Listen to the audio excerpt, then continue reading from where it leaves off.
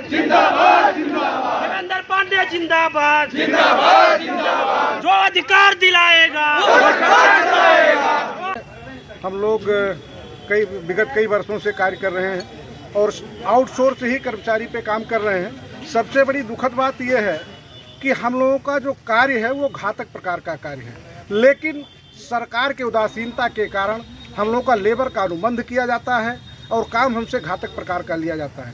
हम लोगों की पहली मांग है कि समान कार्य का समान वेतन दिया जाए, क्योंकि उसी काम को जब सरकारी कर्मचारी करते हैं तो 28 से 30 हज़ार वेतनमान उनका होता है, लेकिन हम लोग 10,000 से 12,000, 11,000, 9,000 इसी तरीके से सरकार हम लोगों को वेतन दे रही है।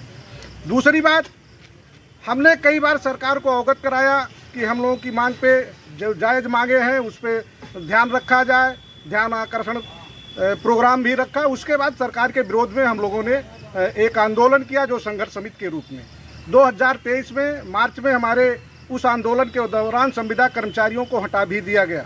सरकार इस तरीके से द्वेषपूर्ण काम कर रही है।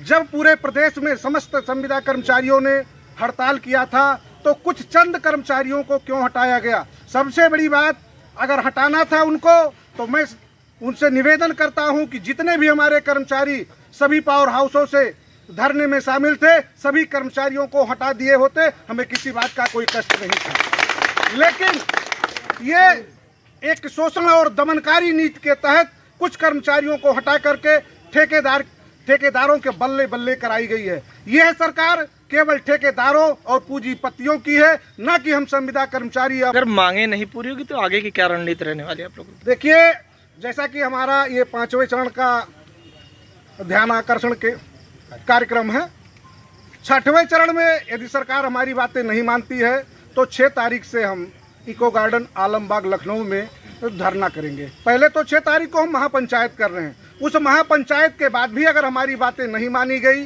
तो हम उसको धरने का रूप देकर के आंदोलनरत हो जाएंगे। स्ट्राइक वगैरह भी करेंगे? हो सकता है, वो केंद्रीय कार्यकारिणी का जो भी निर्णय होगा वो हमारे समस्त संविदा कर्मचारियों और साथियों